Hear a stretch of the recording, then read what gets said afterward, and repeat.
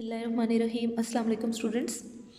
हमने exercise number 13 start की हुई थी, जिसमें हम देख रहे थे कि हमारे पास कॉस्ट फंक्शन दिया हुआ होता है, फिर हम किस तरह से उससे एवरेज कॉस्ट फंक्शन फाइंड करते हैं, मार्जिनल कॉस्ट फंक्शन फाइंड करते हैं। यानी हमारे पास टीसी दिया हुआ होता है तो हम उसमें से किस तरह से एसी और एमसी को फाइंड करते हैं, फिर हम एवीसी को मालूम करते हैं, और फिर हम ये भी देखते हैं कि क्यू की किस वैल्यू पे एमसी और एवीसी दोनों आपस में बराबर हैं। जिस तरह हमारे पास एक कॉस्ट फंक्शन दिया हुआ है, T C is equal to 1/3 Q cube minus 4.5 Q square plus 14 Q plus 22।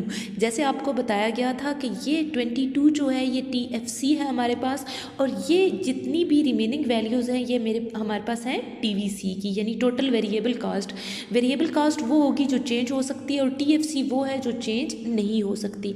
अब ए सी हमने अगर मालूम करना है और टी सी दिया हुआ हो तो हम क्या करते हैं, T C divided by Q, यानी जो टी सी का फंक्शन होता है उसको क्यू के साथ डिवाइड कर देते हैं तो हमारे पास एवरेज कॉस्ट फंक्शन आ जाता है। जिस तरह हम करेंगे 1/3 Q cube minus 4.5 Q square plus 14 Q plus 22 divided by Q. अब जब डिवाइड होता है क्यू के साथ पूरा फंक्शन तो क्या होता है कि सिंपली जो हमारे पास फंक्शन में क्यू दिए हुए होते हैं उसमें से एक क्यू माइनस कर देते हैं हम। जैसे 1/3 क्यू स्क्वेयर हो जाएगा, एक क्यू कैंसिल हो जाएगा इस क्यू के साथ। इधर हमारे पास क्यू स्क्वेयर था तो इधर सिर्फ एक क्यू रह जाएगा, जैसे माइनस 4.5 क्यू, इधर क्यू क्यू के साथ कैंसिल हो जाएगा और सिर्फ 14 रह जाएगा, और plus 22 divided by Q. Q के 22 के साथ कोई वेरिएबल नहीं था, कोई क्यू नहीं था, तो हम क्या करेंगे 22 डिवाइडेड बाई क्यू। अब यहाँ पे ये इसकी पावर जो है वो पॉजिटिव में है, लेकिन जब ये डिवाइड से जाएगी मल्टीप्लाई में तो माइनस हो जाएगी। A C is equal to 1/3 Q square minus 4.5 Q plus 14 plus 22 Q minus 1, यानी पावर क्या हो गई -1। यहाँ पे पॉजिटिव में थी, इधर गई तो नेगेटिव में हो गई। ये हमारे पास AC का फंक्शन आ गया। अब हम मालूम करेंगे MC। जैसे बताया गया था आपको कि जो TC होता है, TC का स्लोप MC कहलाता है, मार्जिनल कॉस्ट कहलाता है, या TC का फर्स्ट डेरिवेटिव MC कहलाता है या मार्जिनल कॉस्ट कहलाता है।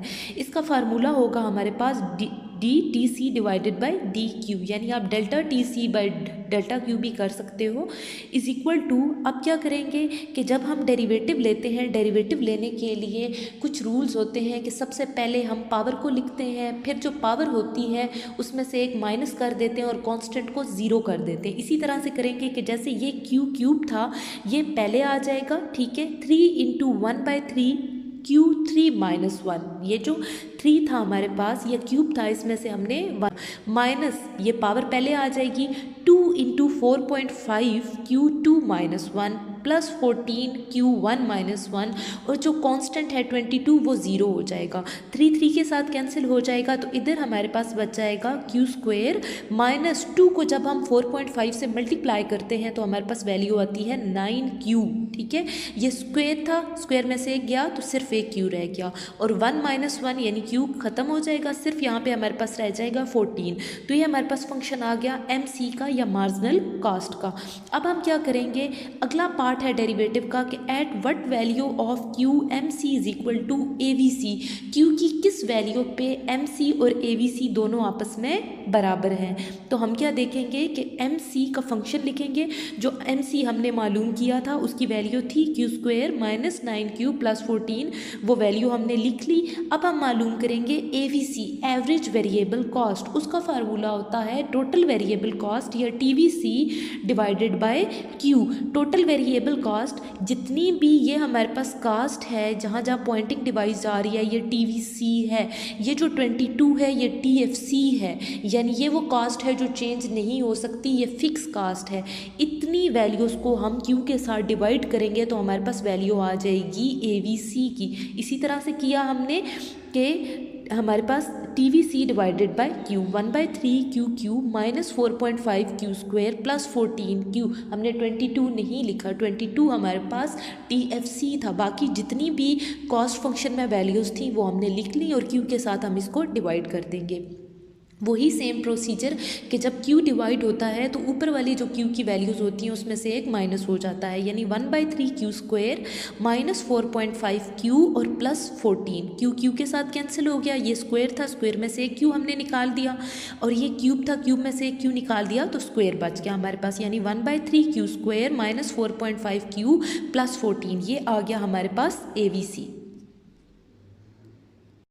अगर हम डेरिवेटिव के नेक्स्ट पार्ट को देखें जिसमें हमने MC और ABC को दोनों को आपस में इक्वल करना है, हम यहाँ पे MC की वैल्यू लिख लेंगे और यहाँ पे लिख लेंगे हम ABC की। ये दोनों वैल्यूज़ हमने, ये दोनों इक्वेशंस हमने मालूम की हुई हैं, दोनों फंक्शंस हमने मालूम किए हुए। अब हम क्या करेंगे, q² था, इधर ये 1/3 q² पॉजिटिव था, प्लस का था, इधर जब आएगा तो माइनस का हो जाएगा, माइनस 1/3 q² माइनस 9q। अब यहाँ पे माइनस 4.5q माइनस में इधर आएगा तो पॉजिटिव में हो जाएगा, प्लस 4.5q। ये प्लस 14 है, इधर हमारे पास ये भी प्लस 14 है, ये प्लस 14 जब इस साइड पे जाएगा तो माइनस 14 हो जाएगा, 14 से कैंसिल हो गया तो 0 बच गया। माइनस 9q प्लस 4.5q को जब हम सॉल्व करें तो माइनस 4.5q आ जाता है हमारे पास।